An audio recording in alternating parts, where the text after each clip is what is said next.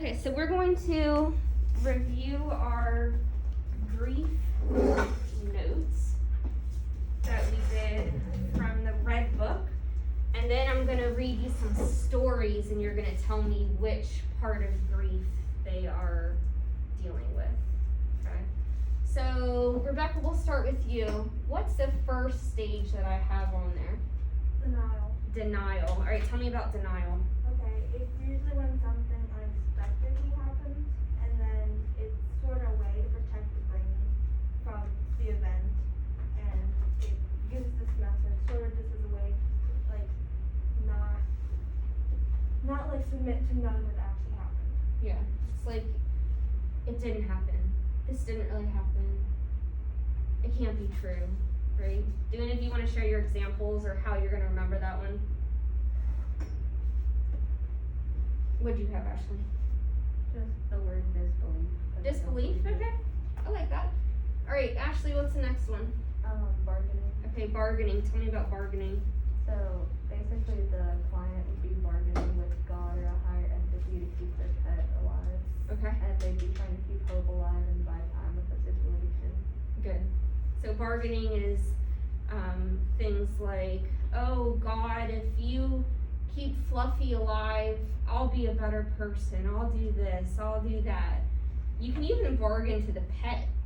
Wilson, if you just hang in for 2 more weeks, I'll take you to McDonald's and buy you chicken nuggets and blah, blah, blah. So that could be bargaining as well. What was your helpful tip, Emma, for bargaining? I just said bribing too. Bribing? I like that. Yep, bribing, good. Alright, Keyshawn, anger? Yeah, it's making everyone a bad guy for not saving the pet or for blaming yourself. Okay, yeah, anger is, unfortunately, a lot of times the vet or the tech, whoever's in the room, they kind of get the brunt of things. If you've ever had, like, someone who's having a bad day and you know how they're not really treating you right, but that's not normal for them, right? So they're just kind of taking it out on you is what I would say for that. What did you have as a tip to remember anger? I said not taking responsibility. Okay, alright. Emma, guilt. I said it's the enemy of healing and closure, and then if it's severe, it can lead to the client needing a mental health professional, and then sorrow comes after that. Okay. Alright, what was your trick to remember that?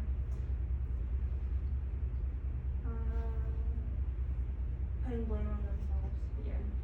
Guilt, it's just like the word guilty. You're blaming yourself for whatever it might be. I should have done this. I should have done that.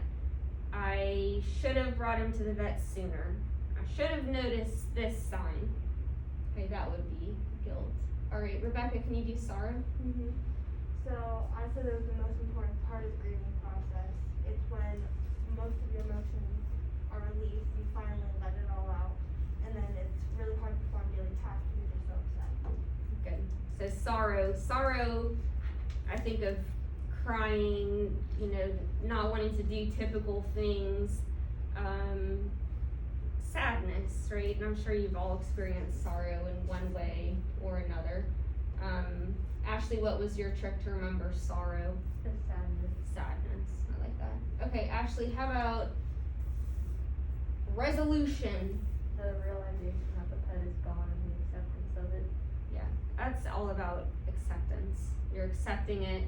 I don't want to say moving on, right? It's not like you move on from this, but you learn to adapt, you learn to adjust, you learn to carry on even though they're not there anymore, okay? And you guys realize this goes with people too, right? It's not just pets. I mean, I don't know if you guys have lost a loved one, but I'm sure as you did these notes, you were thinking of a loved one in some way. Okay.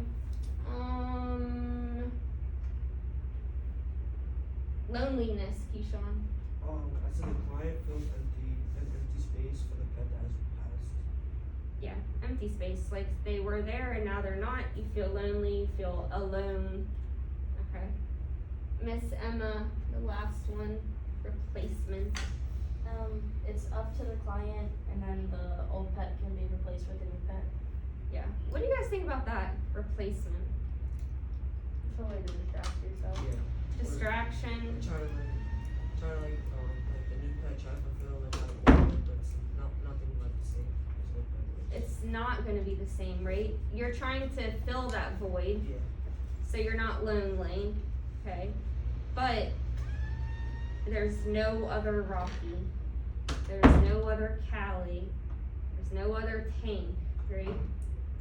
So I usually say, if someone's like, do you think that we should get another one? I usually say, hold off.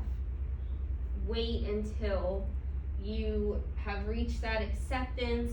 You can look at pictures of Rocky and smile, right? You can think of memories in a positive way. That's when you'd be ready for a new pet, because then you won't be expecting that pet to replace the one that you lost. A lot of people go right out like the next day or two and get a pet to replace it. And a lot of times that does not work out well for the pet. A lot of times they get rid of them. You know, it's not what they expected. It's not like Rocky. It's not like Fluffy. Okay? I'm not gonna go over the back, but the back was just you reading some helpful tips to help the owners. Okay? What I wanna do is read you some stories, and from that list on the front of your paper, I want you to tell me what this owner's going through. Okay? So, Captain, a 9-year-old boxer, is brought into the clinic for a checkup and vaccinations. His owner, Dawn, tells you that 1 year ago, Captain was treated for lymphosarcoma. The cancer went into remission and Captain has been doing fine ever since. However, it is obvious to you that Captain is not feeling very well. The exam shows that the cancer has returned. It takes Dawn some time to accept that fact. It is agreed that treatment should start up again immediately. After a lack of response to a rescue phase of chemotherapy, it is realized that Captain's death is imminent. When the news is given to Dawn, he insists over and over that the treatment should be continued. If it worked before, it will work again. We have to just keep trying. If the treatment really is not working, Dawn believes changing Captain's diet to one he read about on the internet will have better results. So what do you see there? There's more than one. Denial. It can't be happening. It worked last time. It's gonna work this time. You don't know what you're talking about. It's gonna work. Let's just keep trying it. What's another? Bargaining. Why? Because he's trying to get the pet on a new food to like save it. Yeah, a new food. I agree. Bargaining. Good. Good. Alright. John brings Sparky, a 3-year-old Dalmatian, into the clinic. Sparky got out of the yard this afternoon because the gate was left open. He ran across a street and was hit by a car. His spine is fractured and there is severe injury to his spinal cord. There is also a substantial amount of internal bleeding. John is informed that Sparky has only a slim chance of surviving surgery. He elects for any measure to be taken, regardless of cost. Unfortunately, Sparky dies during the procedure. When you tell John, he immediately begins yelling at you. How dare you let Sparky die? There must have been something else that could have been done. He then refuses to pay the bill and storms out of the clinic. The next day, John calls and apologizes for his rude outburst. He lets you know that he realizes that every measure was taken to save Sparky. He also admits that he was the one who left the gate open. Then he requests that the bill be mailed to him. Yep. Feel anger. Anger. What was the anger? Him had this Outburst, not paying the bill, blaming. yelling, you could have done this, you should have done everything, how could you do that? What was the other part? Guilt. What did he do? He called back to apologize. Yeah, he said, oh, What kind of resolution do you want to? it could be. He seemed to kind of accept it a little bit, right? He accepts the fact that he was the one who left the gate open, guilt. a little bit of resolution, like wrapping up by paying the bill, calling back and apologizing. I'd give you resolution a bit, Keyshawn, sure. Alright, here's the first one. 2 weeks ago, Micah brought her 10-year-old barrel racing horse, Lightning, to the clinic. Lightning had colic. Every possible remedy was explored. However, Lightning had to be euthanized. Micah was extremely distraught over the loss of Lightning, whom she described as the other half of her soul. You have a couple of free minutes, so you decide to call and see how Micah is doing. Micah is still very upset about the loss of Lightning. She says that she has no desire to ever barrel race again, and cannot even stand to go to the barn to visit the other horses. She also tells you that she has not been eating or sleeping. Her parents and friends all think she's overreacting. At that, Micah begins to cry and immediately apologizes. You respond, "It's okay. I know Lightning was very special to you. It is normal to still be grieving.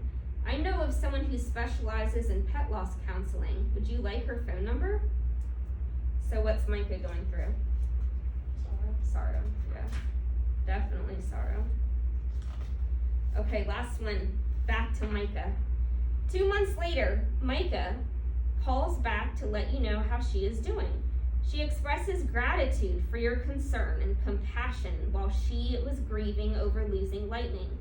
In his memory, she has decided to donate Lightning's winnings from last year to the Colic Research Foundation. She has also made a memorial plaque with Lightning's shoe on it to hang on his stall door.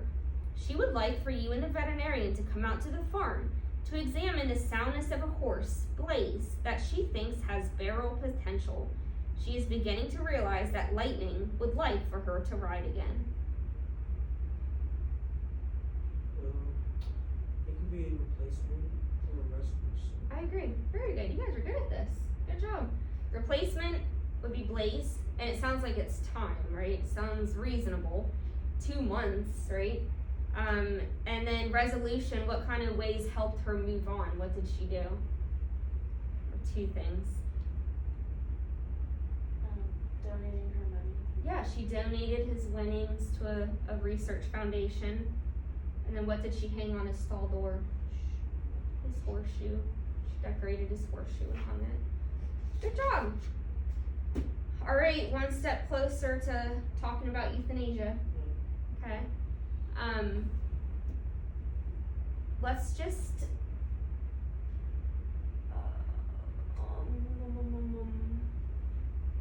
let's start Wilson and the vet clinic now. That way I don't have to like stop you in the middle of working on your law brochure.